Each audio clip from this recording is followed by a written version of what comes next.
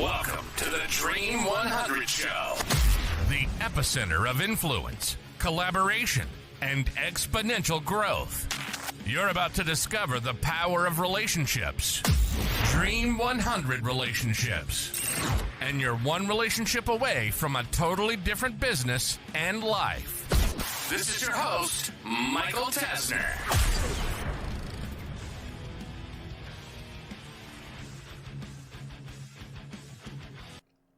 Hello and welcome to this week's edition of the Dream 100 Show. Today's topic is all about leveraging the Dream 100 framework, the Dream 100 strategy, to get to people that are very, very hard to find, track, get a hold of, get them to respond.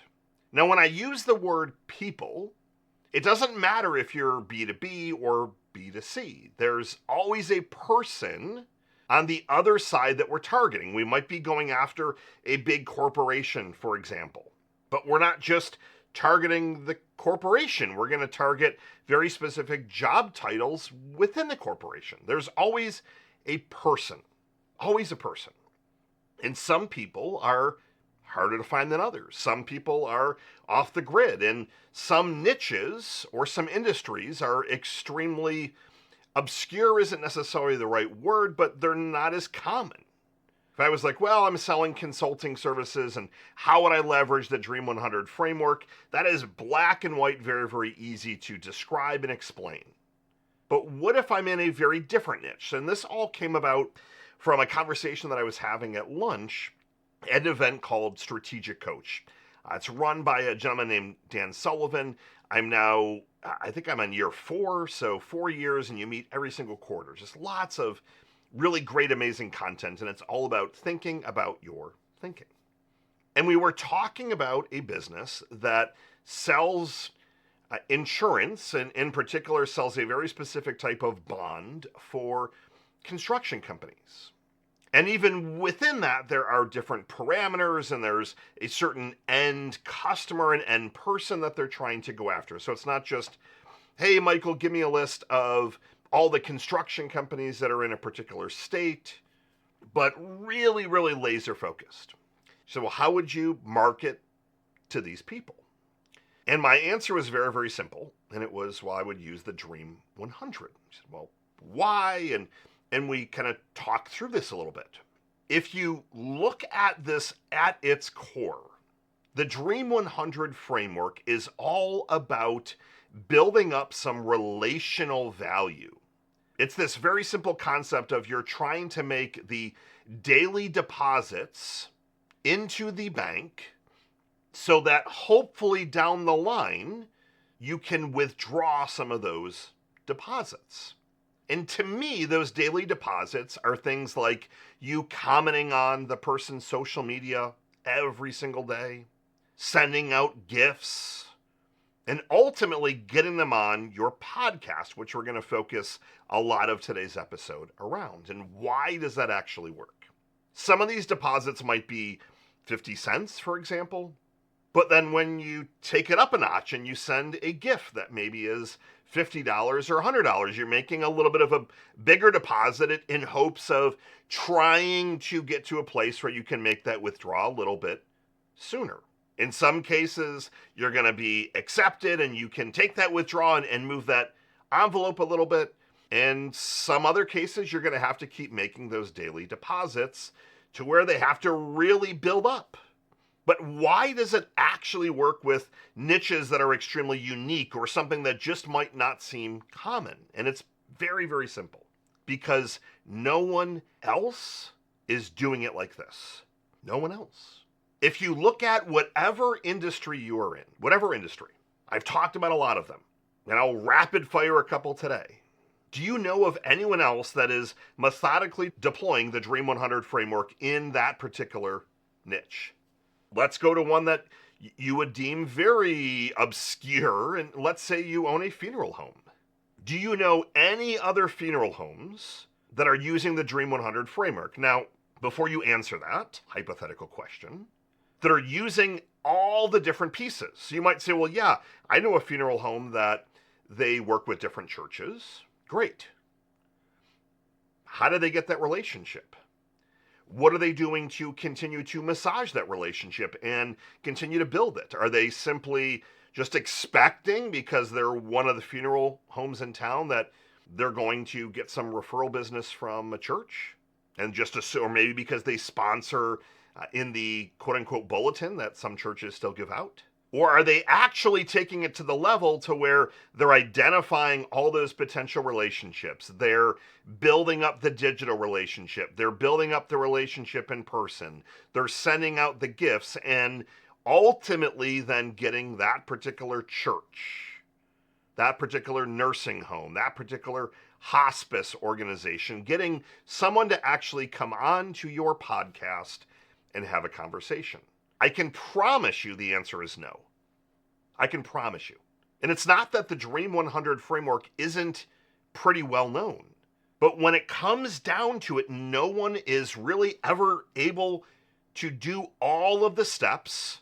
And if they are, they're just not willing to. They look to the shiny object. They look to what's going to give them the instant gratification now versus what literally will pay off 100-fold if they were to put in the work over the next 6 to 12 months.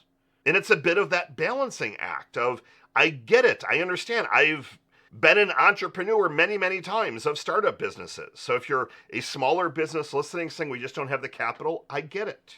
I've been there. But there also comes a place to where if you do not have the financial resource to invest in marketing, you really shouldn't be in business. And that's a whole nother episode. My little slight tangent for today's podcast is that I met a restaurant owner at this event as well. And they were talking about all the struggles and increases in food prices and labor and things like that. And opening up another location that they said has really just, it's been struggling. The numbers just aren't there. And I asked a very simple question. Tell me about all the marketing that you've been doing. What did you do when you knew you were opening up this next location? How much marketing are you doing each month? What are you investing? What kind of ads? What kind of blitz did you do? And the answer was very simple. Well, we put ourselves on DoorDash. Well, the downside to DoorDash, if you aren't familiar with how that revenue split works, most businesses, not all, but most are typically giving between 20 and 35% to DoorDash. So yes, you only pay when somebody purchases, but the margins in that industry are already thin, and no one's going to know of that particular brand and that particular location. It all constantly comes back to marketing. So if I get back to the original point of like, how do you reach these obscure people and why does the Dream 100 framework work? It works because no one else is doing it like this. They might be taking a few steps. They might reach out to some of those obscure companies or niches or prospects that they're trying to build a relationship through LinkedIn. And what's going to end up happening is they're going to send the same generic message. Dear Michael, I see that you're the owner of the Dream 100 framework or the Dream 100 brand. That's so cool. Can you tell me more about it? Maybe we can collaborate in some way. And then I'm going to get the same message over and over and over like I do every single day. So yes, there's some people that are checking that particular small step and they're not deploying it correctly, because correctly would be hyper personalization, not just a generic message. But they're then doing that in quantity.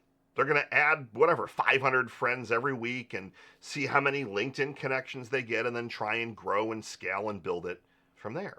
But no one is doing all of the different steps, hence why our most popular program is the Done For You Dream 100.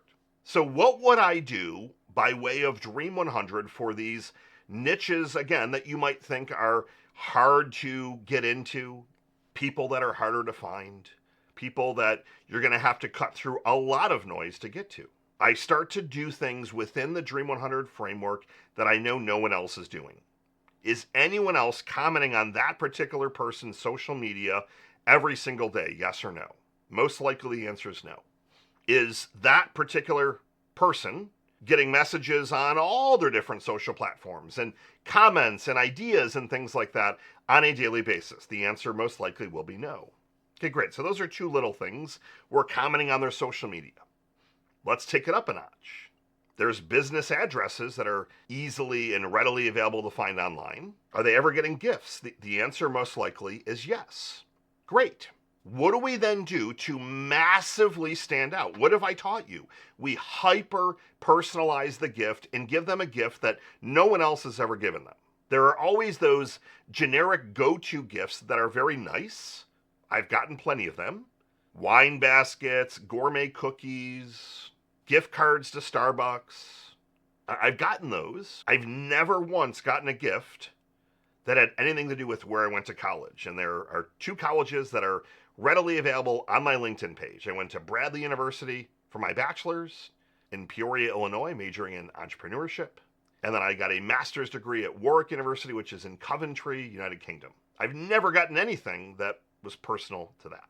I openly talk on my podcasts and in my writing and on all of my social media about how much I love Universal Studios in Orlando, and I've mentioned probably 20 times that Orlando is my favorite city.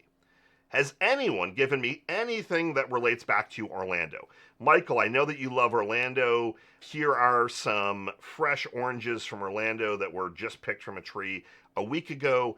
P.S. Love your content. Can we collaborate in some way at some point? Here's my cell. No one has ever executed that.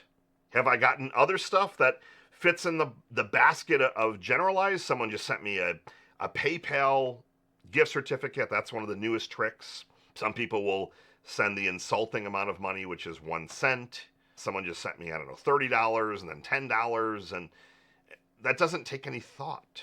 You have to do things within the Dream 100 that no one else is doing. Hyper-personalized gifts to those people to cut through the noise. Because this law of reciprocity. Well, Michael, what if they don't respond to the first one? Then we continue.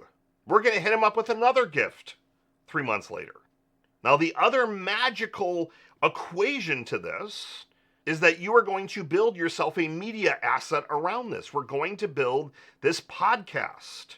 Now, if the person or people that you're going after are well-known, like speakers and authors, yes, they're most likely getting invited to podcasts on a regular basis.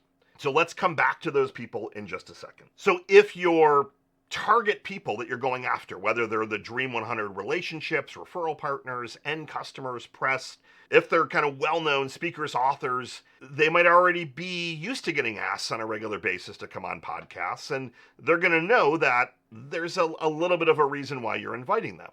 So what do we do there? We continue to do things very, very differently. We might call out the fact that we know that you get invited all the time. Here are 7 reasons why my podcast is completely different than anything that you've ever been on. We're going to do this, this, this, this, and then I'm also going to make a donation to XYZ charity that I saw that you're a supporter of. We're going to do things that no one else is doing. Now, the other aspect, so that's if they're really hard to kind of get on a podcast because they're so used to getting asked all the time. I still want to try and get them on your podcast, but in tandem, you're commenting, you're making those daily deposits, you're sending out the hyper-personalized gifts every single quarter, you're trying to connect them to other people that are going to help their particular business grow. You're constantly adding value, adding deposits, trying to build up that equity so that you can make a withdrawal at some point. Now, the reason that this works so well with people that are in really unique niches is because they're never getting asked to be on a podcast. If you think about this particular industry of bonds, for example, that are being issued for like construction projects and like a very, very specific project, when was the last time you think someone on the other side was asked to join a podcast so that we could feature their construction company and talk all about them? And then edit it for them and give them all the questions, promote it to our audience. It doesn't happen. It completely cuts through the noise. People that might not have an active social presence, this can continue to cut through the noise. I also will offer to hop on a plane, hop in a car. If they're like, I don't want to do a virtual interview, great. I would love to be on a podcast with you. If you're not able to do it virtually, please let me know. Does this date work? I will fly in. How much brand equity, how much equity do you think you're going to get from that particular relationship? You're flying in on a plane, spending some time with them. They're most likely going to invite you to lunch or dinner. You are literally advancing that relationship light years ahead than anything else could have advanced. So yes, this Dream 100 strategy works even better for people that are in unique niches, hard to find places, because no one else is doing it. They're doing little steps.